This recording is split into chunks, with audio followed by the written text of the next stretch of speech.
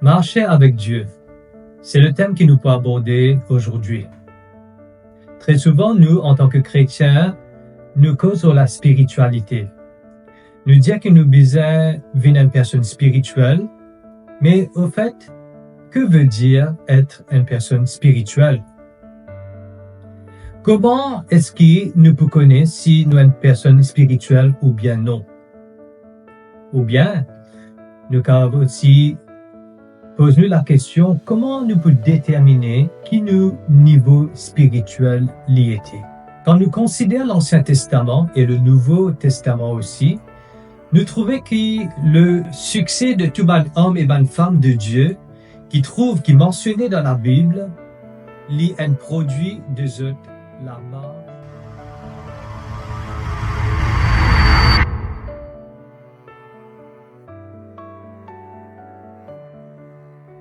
Laisse-nous lire deux versets très intéressants qui trouvent dans le livre de la Genèse, chapitre 3, le verset 8 jusqu'au verset 9. Alors ils entendirent la voix de l'Éternel Dieu qui parcourait le jardin vers le soir. Et l'homme et sa femme se cachèrent loin de la face de l'Éternel Dieu, au milieu des arbres du jardin. Mais l'Éternel Dieu appela l'homme et lui dit, « Où es-tu? » Parcourez le jardin dans la version anglaise New King James lit comme ceci. God walking in the garden. Dieu marchait dans le jardin. Dieu aimait marcher dans le jardin d'Éden en compagnie d'Adam et Ève. Et nous sommes capables aussi de déduire que pour nous capables de marcher avec le Seigneur, premièrement, nous devons être une personne qui reconnaît la présence de Dieu. Nous devons aussi être une personne qui contemple la présence de Dieu. Et finalement, nous devons être une personne qui connaît et aussi qui comprend comment se présenter devant Dieu. Jésus lui-même nous donne une parabole dans Matthieu 22, le verset 1er jusqu'au verset 13. Il dit nous tient un roi qui prépare le mariage de son fils. Et là, il invite un invité qui est très important pour lui. Mais tout ça, personnages refuse l'invitation. Alors que toute préparation est finie faire, le roi demande à son serviteur, aller dans un village, dans la ville des alentours, tout le monde qui se trouvait au chemin, invite-eux. Jésus vient dans le mariage du prince. Et là, tout ça, personnage, je viens dans le mariage, je peux attendre dans la salle de fête, et là, le roi, il rentre dans la salle et il inspecte autour tout bon invité et toute bonne préparation qu'il vient faire. Le roi, il constate un homme qui vient dans le mariage sans ce habit de noces. Donc, il a une façon de se présenter dans différents événements. Et là, c'était la noce et toute bonne personne qui besoin de présenter d'une façon digne de cet événement. Très intéressant, nous trouvons la réaction du roi. Il vient vers cette personne et dit, mon ami, pourquoi tu n'as pas filmé ton habit de noces? Et là, il ordonne à ce bon serviteur pour lier les mains et les pieds de sa invitée-là et pour jeter au dehors dans les ténèbres. Et la Bible dit nous où il y aura des pleurs et des grincements dedans. Donc, il y a beaucoup d'explications que nous sommes capables de trouver dans ces versets, dans ce parabole. Par exemple, le premier invité qui vient refuser de montrer nous le peuple d'Israël, comment ce refuse pour reconnaître en Jésus le Messie. Et nous qui sommes Gentiles, nous représentons sa deuxième groupe d'invités. Mais malgré que nous, dans sa deuxième groupe d'invités qui finit accepter pour venir dans la noce du prince, il y a une façon qui nous présente nous devant le roi et devant le prince lui-même. Laisse-nous définir que veut dire marcher avec Dieu. Marcher avec Dieu fait allusion à un individu dont Dieu est le centre de tout. Quelqu'un qui vit par la foi en Dieu, qui positionne Dieu à la priorité et qui refuse de se compromettre.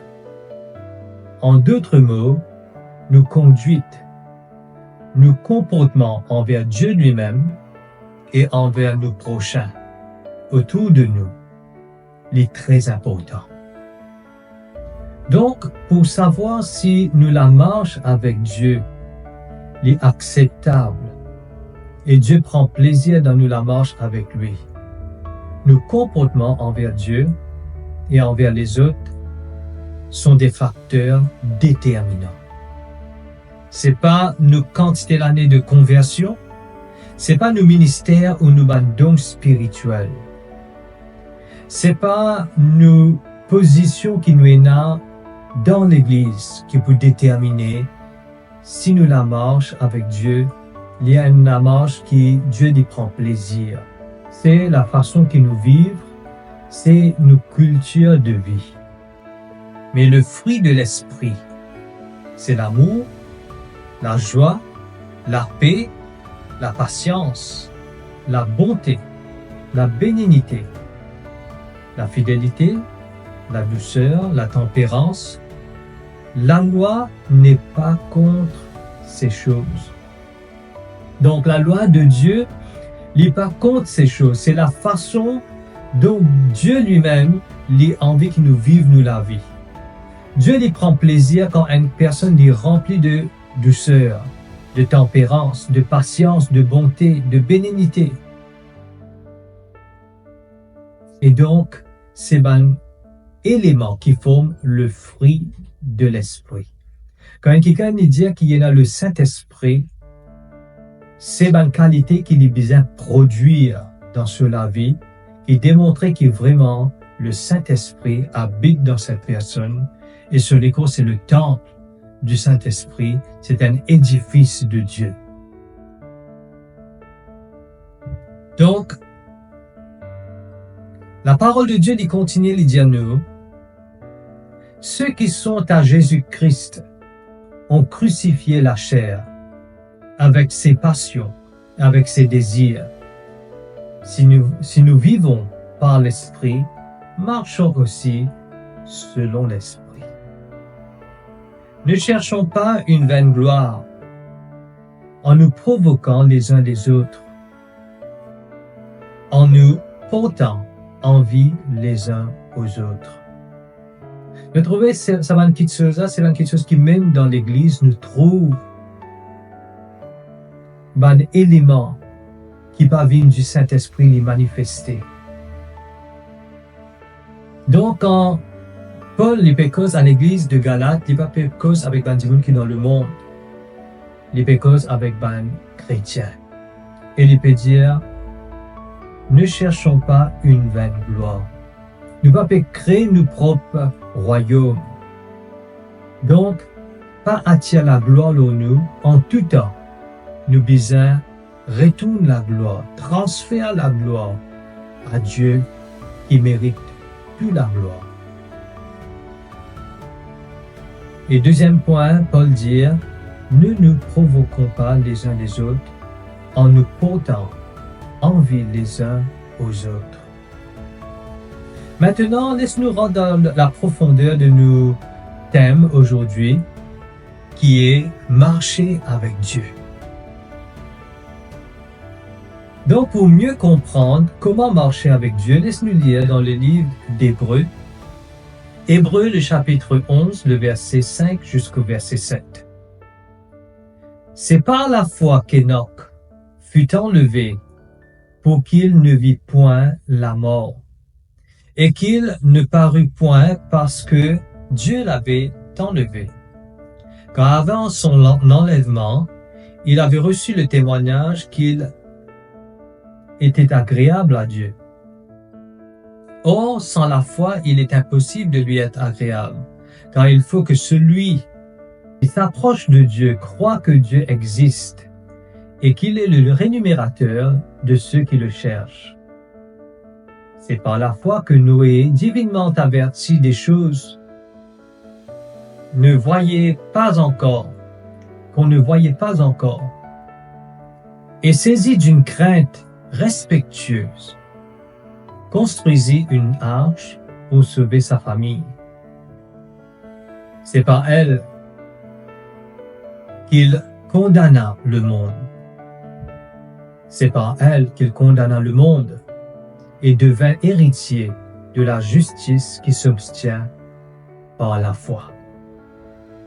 Nous trouvons que cet homme qu'il appelle Enoch, c'était un homme qui n'est pas fin comme la mort physique, mais il finit enlevé au ciel. Nous trouvons le mot enlevé, qui fait nous penser à l'enlèvement de l'Église.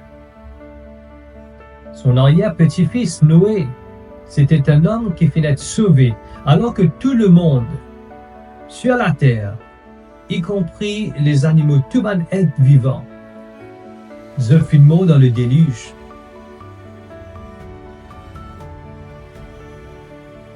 Alors que tout le monde, tout le monde être vivant qui se trouve sur la terre, se fit périr dans le déluge.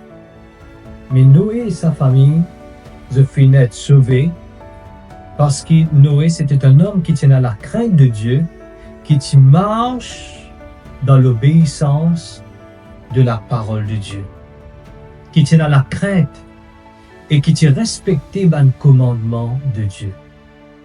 Et Dieu tient une commande à Noé pour construire une arche. Noé prend 100 ans pour lui construire cette arche. Et pendant toutes ces années, Noé, il tient la risée de tout le monde. Tout le monde autour de lui, tu peux moquer de lui. Des fois, nous, en tant que chrétiens, nous avons envie d'être reconnus par nous, l'entourage. Nous avons envie d'être appréciés par tout le monde. Mais des fois, nous préparons nous aussi. Quand nous pouvons marcher dans l'obéissance de la parole de Dieu, qui le monde pas pour compter en nous.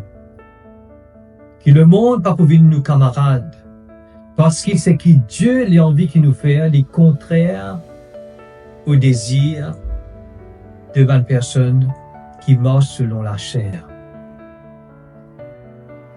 Et nous trouvons le mot salut. Il finit sauvé. Noé finit sauvé sa famille, le mot salut. Et c'est un des bonnes choses qui nous aspirait, nous qui sommes chrétiens. C'est un des bonnes choses qui nous bénéficiait en tant que chrétiens. Et nous trouvons aussi que la parole de Dieu est cause de l'arche de Noé. L'arche de Noé fait nous rappeler aussi l'arche de l'alliance. Trois choses très importantes dans ces versets. L'alliance que Dieu fait faire avec nous, le salut de nos âmes et aussi l'enlèvement de l'Église. Quand nous causons l'espérance, en anglais nous dit le mot hope, qui espérance qui un chrétien y a? C'est l'alliance que Dieu fait faire avec nous. Dieu lui peut respecter ce part de l'alliance qu'il fait faire avec nous. Et il est très important, nous qui en tant que chrétiens, nous respecter nos parts de l'alliance afin qu'il nous capable de bénéficier de une récompense pour ceux qui finissent obéir, qui finissent marcher selon la parole de Dieu, qui finissent respecter l'alliance que Dieu fait faire avec nous. Et nous, l'espérance en tant que chrétiens, lui aussi, qui nous recevons le salut de nos l'âme et qui nous vivent éternellement dans le royaume de Dieu après qui l'Église de Jésus-Christ lui peut être enlevée. Le mort en Christ, je pourrais ressusciter d'entre les morts en premier lieu. Et si nous, encore vivants, nous l'école il peut transformer et nous pourrons à la rencontre du Seigneur Jésus-Christ dans les airs. Laisse-nous poser nous-mêmes une question. Quel est le point commun entre Enoch et Noé? Laisse-nous pas répondre à cette question-là de nos propres opinions. Laisse-nous être dans la parole de Dieu qui la Bible dit à nous.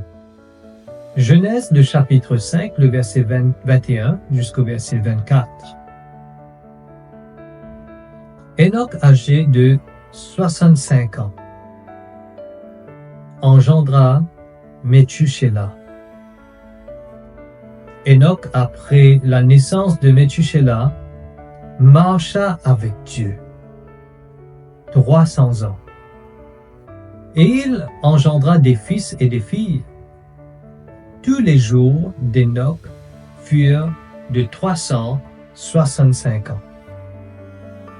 Enoch marcha avec Dieu, puis il ne fut plus, parce que Dieu le prit. Genèse le chapitre 6, le verset 9. Voici la postérité de Noé. Noé était un homme juste et intègre dans son temps. Noé marchait avec Dieu. Donc, quel est le point commun entre Enoch et Noé? Ces deux personnes, ce qu'ils ont en commun, c'est qu'ils marchent avec Dieu.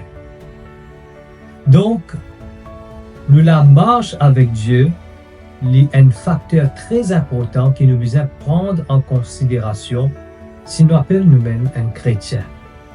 Et comme on mentionné auparavant, marcher avec Dieu a tout à voir avec nos conduites, avec nos comportements, nos façons de penser, nos façons de voir les choses, nos façons de parler, nos réactions vis-à-vis des circonstances de la vie. Tout cela est un facteur très important, déterminant, si Dieu lui peut prendre plaisir à nous la marche. Quand Adam il fait cassette dans un buisson, et Dieu lui peut marcher dans le jardin d'Éden. Adam lui répond et dit, je peux cacher dans le buisson parce que mon nu. Et Dieu lui répond et dit, mais qui s'en a qui dit à toi, tenu? Qui te fait à Adam? Et là, nous trouvons qu'après cela, il y a une conséquence dramatique qui finit comme Adam et sur toute la terre. Et tout un être vivant qui finit par la suite, nous tout finit dans une nature pécheur. En parlant de conduite, laisse-nous poser une deuxième question. Qui tient exceptionnel dans la conduite d'Enoch, pour qui bon Dieu lui-même décide pour enlever Enoch, afin qu'Enoch pas conne ce qu'il appelle la mort physique. Malheureusement, dans nos églises, nous trouvons que beaucoup de personnes sont attirées par une activité sensationnelle. Mais nous trouvons que la Bible aussi met nous en garde contre une personne qui peut venir dans les derniers temps. Et ces personnes sont aussi pareilles, sont pour prophétiser, sont pour prier pour une personne et pour une personne qui peut guérir, qui peut délivrer. Et je peux manifester un don spirituel, mais seulement la parole de Dieu appelle ces personnes un faux enseignant. Et qui nous entend qui personne qui peut marcher avec Christ, nous sommes capables de discerner entre un vrai enseignant et un faux enseignant. Les deux se paraissent pareils, mais il y a un groupe là-dedans qui peut servir à Dieu et deuxième groupe là, se peut servir le diable.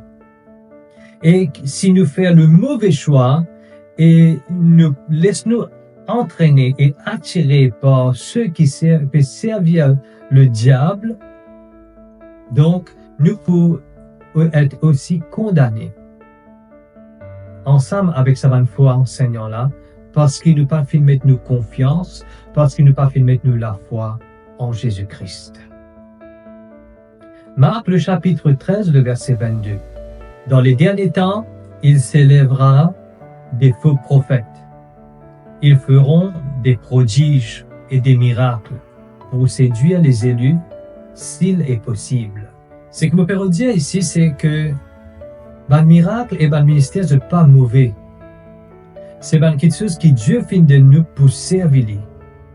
Mais très important qu'il nous prend en considération, c'est pas un don spirituel qui peut permettre nous de gagner le ciel. La Bible dit nous comme ça, que dans les derniers temps, il y a beaucoup de personnes qui je peux prophétiser, je peux chasser des démons, mais quand Jésus-Christ pourrait retourner, Jésus peut dire, ah, il y a de moi, vous, serviteurs d'iniquité. Mais quand nous ajoute l'arrogance à nos fiertés, il vient quelque chose qui est inacceptable devant bon Dieu. Dieu n'est pas prend plaisir à une personne qui est remplie d'orgueil. La parole de Dieu dit à nous qu'avant l'orgueil, le cœur de l'homme s'élève et lui pas mener vers la chute. Mais l'humilité lui précède la gloire. Qui nous capable de remplir nous les cœurs avec l'humilité. Le point culminant ici, c'est que nous pas capables d'évaluer le ministère d'une personne par un acte sensationnel, par une prophétie, par un autre don spirituel qui sa personnalité peut manifester, parce que la parole de Dieu, il finit avertir nous qui pas seulement ceux qui peut marcher correctement avec Dieu qui manifeste sa don-là, mais il y a aussi un faux enseignant. Donc, comment évaluer un ministère? Nous évaluer un ministère par la personne sur la marche. Est-ce que cela marche avec Dieu les droite? Est-ce que cela marche avec Dieu les correct? Est-ce que cela marche avec Dieu les selon la parole de Dieu, dans la justice de Dieu et dans la sainteté? Et nous pouvons trouver cela par la personne se conduite. Un quelqu'un qui peut servir bon Dieu, il n'est pas égoïste. Un quelqu'un qui peut marcher droite avec bon Dieu, il n'est pas égoïste. Un vrai enseignant, il n'est pas égoïste. Il est un serviteur des autres. Jésus lui dit, si un homme plus grand, parmi les plus grands dans le royaume de Dieu, vienne le serviteur de aux frères, aux sœurs, aux prochains qui est à côté avec vous.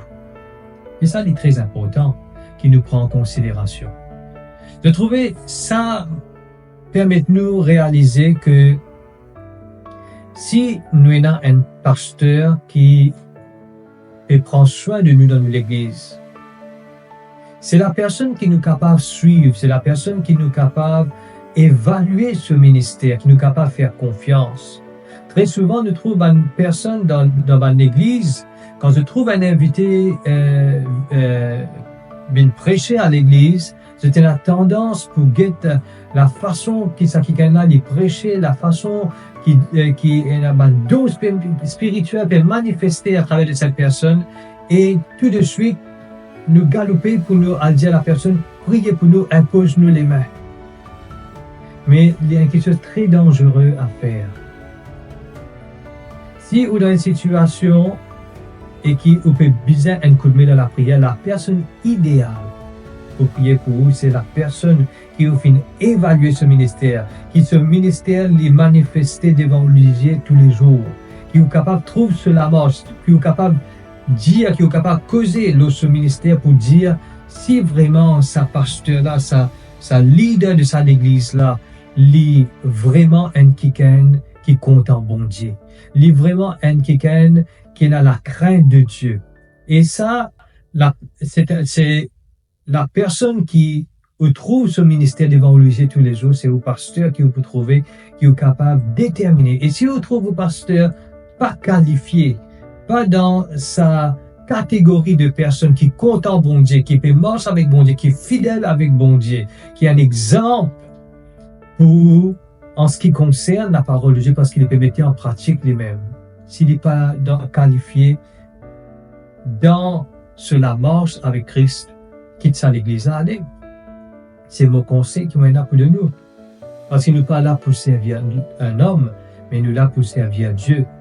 Et si nous pouvons compromettre nous avec une personne qui nous trouvait d'avance, cela marche avec Dieu pas correct, donc nous venons un complice. Mais si au pasteur sur lesquels il est droit avec bon Dieu, ou capable d'être un témoin qui vraiment les marche dans l'obéissance, dans la soumission à la parole de Dieu, il y a la crainte de Dieu, alors c'est la personne idéale à qui ou capable de confier ou même et qui, si vous avez besoin de la prière, c'est la personne idéale vers qui vous besoin aller pour demander un support, un soutien dans ou la prière.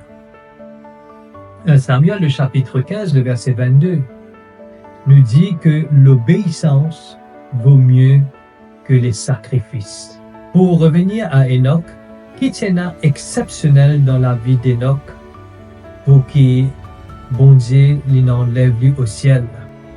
Laisse-nous évaluer Enoch avec une personne qui fait vivre avant le déluge. Parce que après le déluge, Dieu a servi Noé et sa famille pour capable recréer la terre, si nous capables d'y aller dans ces mots, et l'humanité en même temps. Mais avant le déluge, nous trouvons que Enoch, la vie n'est pas un vie impressionnant, nous capables de dire, parce que avant le déluge, nous trouvons que Caïn, c'était une personne qui, c'est lui qui commence à mener du monde pour vivre ensemble en communauté. Et nous trouvons aussi que avant le déluge, c'est une autre personne qui s'appelle Nimrod. Nimrod était qui la Bible dit Dieu même les trouve Nimrod comme un chasseur vraiment, il a beaucoup de qualités, mais qu'il est fait servir à des fins vraiment égoïstes. Avant le déluge, nous trouvons Noé, l'arrière-petit-fils d'Enoch. Il est fini pendant 100 ans construire un arche qui finit sauver lui et sa famille et les animaux qui vont Dieu finir amener vers lui. Et alors que le déluge finit arrivé et tout le être vivant finit périr sur la terre. Mais encore une fois, nous trouvons que Enoch pas fini faire quelque chose de pareil. Ce qui tient d'extraordinaire dans la vie d'Enoch, par contre, c'est qu'il est un homme ordinaire qui tient une relation extraordinaire avec Dieu. C'est ça qui amène Enoch pour être enlevé et il n'est pas fin comme l'amour physique. C'est cette relation qu'il tient avec bon Dieu. C'était la simplicité de ce témoignage. Enoch était un homme qui tout simplement marche avec Dieu pendant toute sa vie. Nous sommes capables de dire que les très durs pour nous marcher dans l'obéissance, dans la sainteté, dans la justice de Dieu pendant toute la vie, mais dans la moyenne humaine de nos jours, nous vivons 80 ans, dans la moyenne, mais Enoch vit 365 ans. 365 ans de vie sur la terre, et la Bible dit nous qu'Enoch marche avec Dieu. Nous avons la volonté pour soumettre à la parole de Dieu. Si nous ne pas lire la Bible, c'est impossible.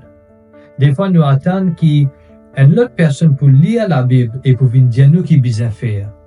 Mais il y a une différence quand nous écoutons une personne, les causes de cette révélation qui bon Dieu fait donner personnellement quand il peut lire sur la Bible, il ne pas faire même l'effet là où, quand il peut dire, mais quand ou même ou trappe ou la Bible et ou lire et ou laisse le Saint-Esprit révéler ce qui est dans le mystère qui est dans la parole de Dieu, jamais ou oublier et tout le temps ça peut bouleverser la vie à un tel point qu'il peut marcher, qu'il peut choisir pour marcher dans la crainte de Dieu, dans l'obéissance de la parole de Dieu, et ça peut permettre de prendre une bonne décision dans la vie.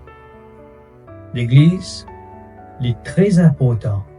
Josué, le chapitre 1er, le verset 8, médite la parole de Dieu jour et nuit, afin qu'il nous capable mettre en pratique tout ce qui est écrit dans la parole de Dieu. C'est un devoir qui nous vise faire tout un chacun.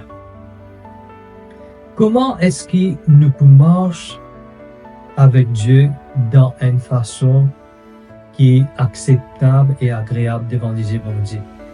Laisse-nous vers nous la Bible ensemble dans Hébreux, le chapitre 11, le verset 5 jusqu'au verset 6. C'est par la foi qu'Enoch fut enlevé pour qu'il ne vit point la mort, et qu'il ne parut point plus parce que Dieu l'avait enlevé. Car avant son enlèvement, il avait reçu le témoignage qu'il était agréable à Dieu. Or, sans la foi, il est impossible de lui être agréable, car il faut que celui qui s'approche de Dieu croie que Dieu existe et qu'il est le rémunérateur de ceux qui le cherchent. Amen. Amen. Marcher avec Dieu, donc, veut dire plaire à Dieu. Avant son enlèvement, il avait reçu le témoignage qu'il était agréable à Dieu. Quand nous marchons avec Dieu, nous agréables à Dieu. Dans l'original hébreu, veut dire aussi plaire à Dieu. Donc, marcher avec Dieu veut aussi dire plaire à Dieu.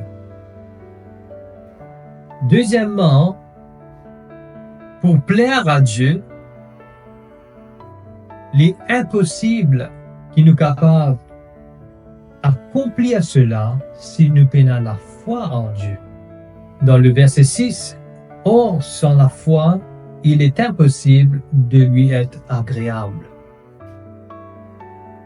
Donc, il est très important où la foi n'est pas dans un homme.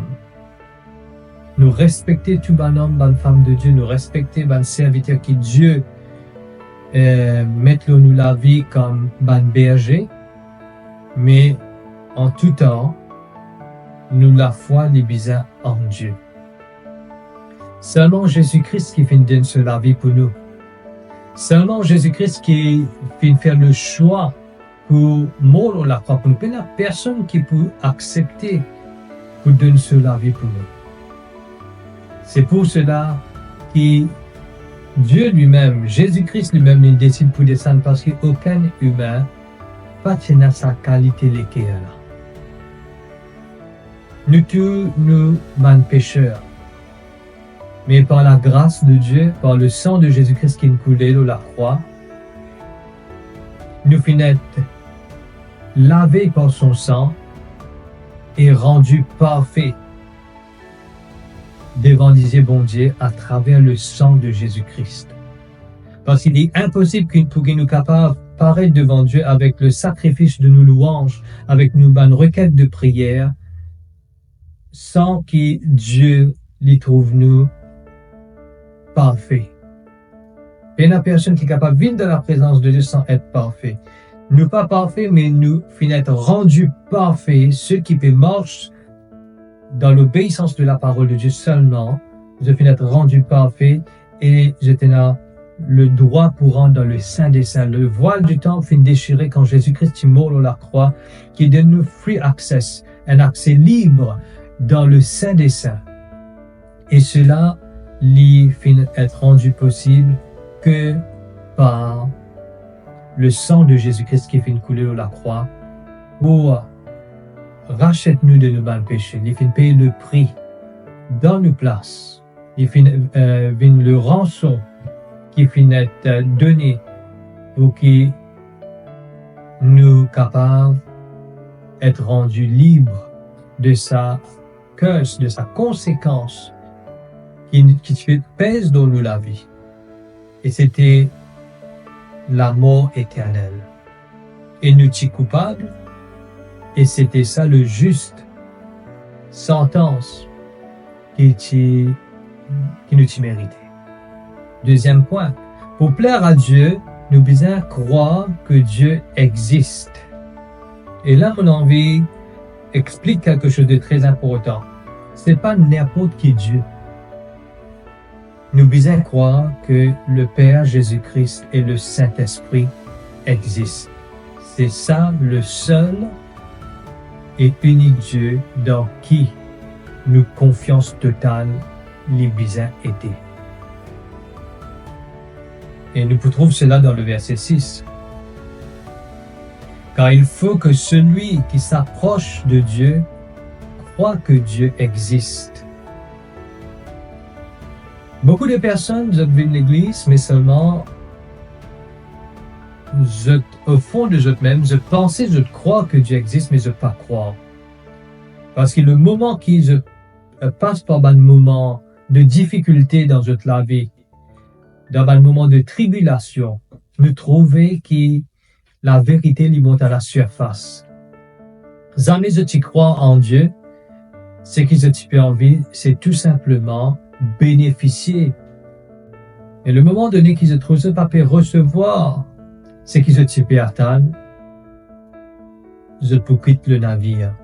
Parce que, au fond de moi-même, jamais je t'y crois dans bon Dieu, jamais je t'y content bon Dieu, je t'y juste envie bénéficier de toutes les bonnes choses qui quelqu'un qui vient d'église peut bénéficier.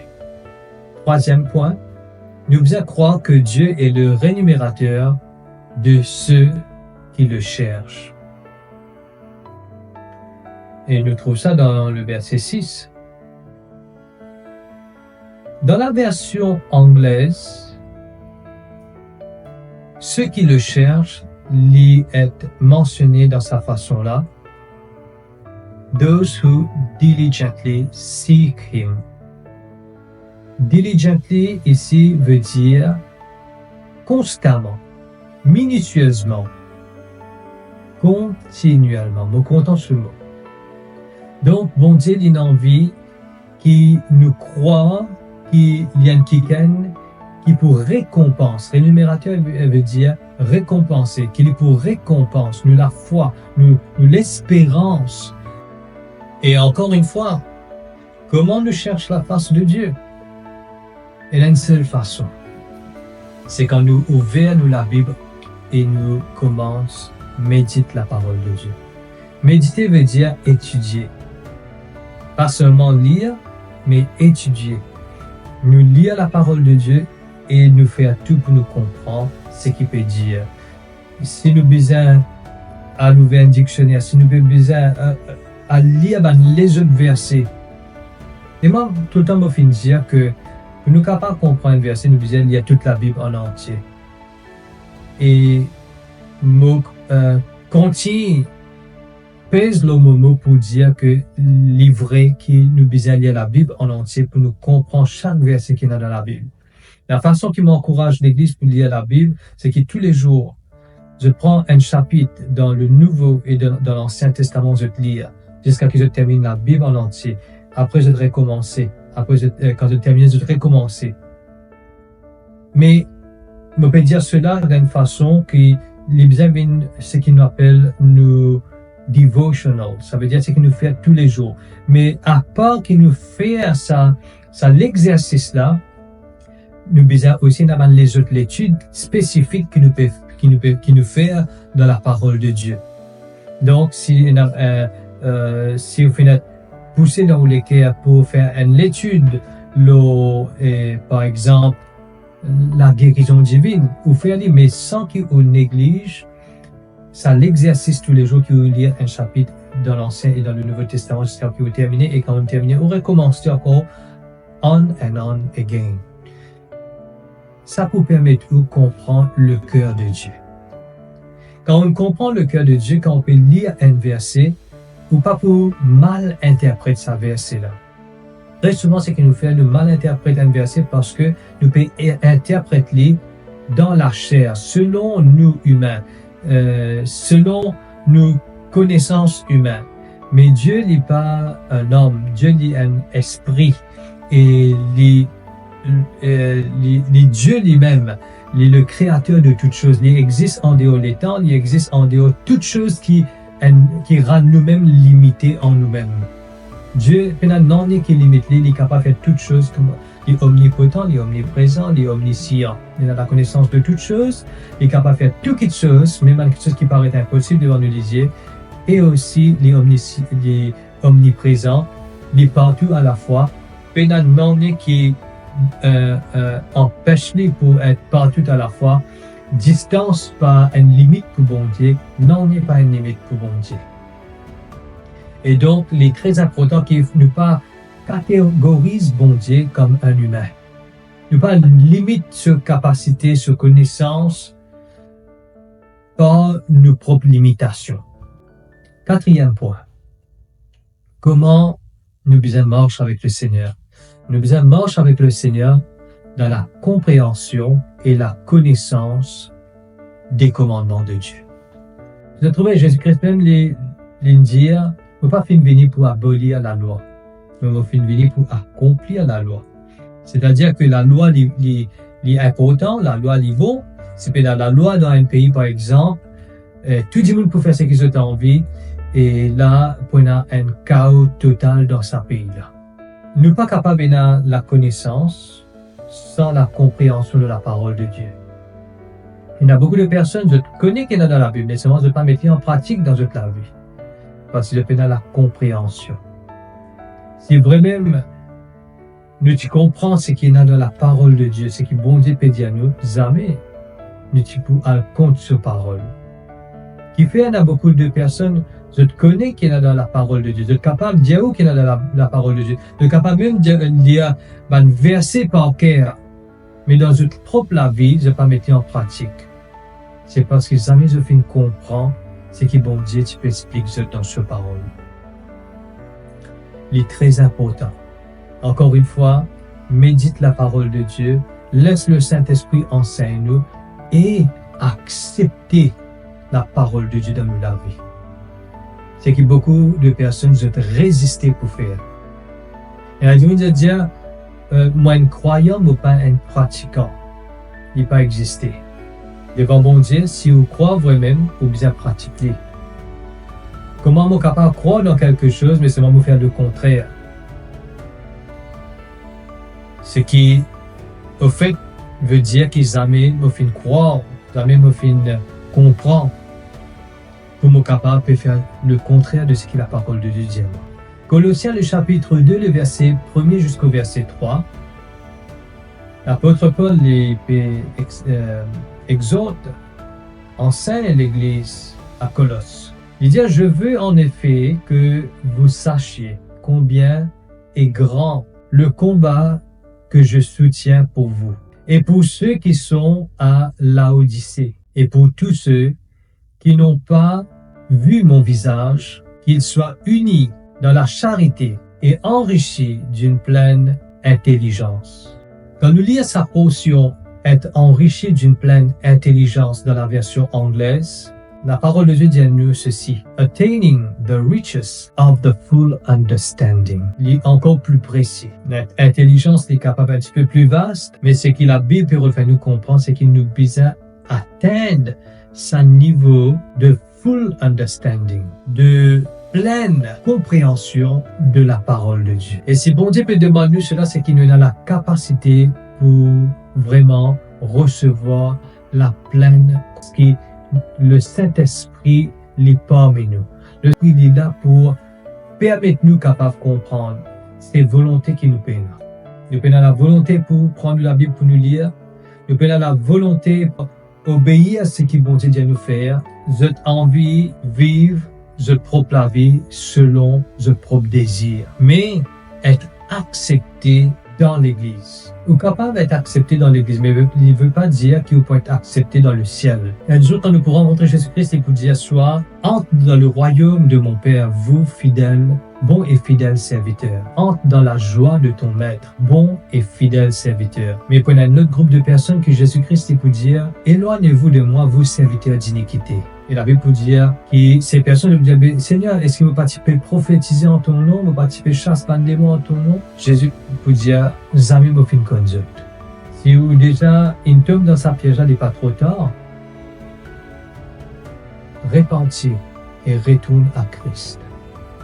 Même si vous êtes un serviteur de Dieu, vous pouvez suivre le flot de tous les autres serviteurs qui peuvent faire beaucoup d'extravagance pour attirer l'attention de nous mêmes. Et ce matin, l'Église connaît qui, on dit piatam qui ou comment Enoch, ou servir dans la simplicité. Même si du monde pas peut vendre ou peut faire un éloge de au ministère, pas fait non ni. Pour voir qui bon Dieu les trouver, comment on peut amener nous la vie, trouver dans l'équerre comment on est un serviteur fidèle, sincère et aux récompenses les plus grands.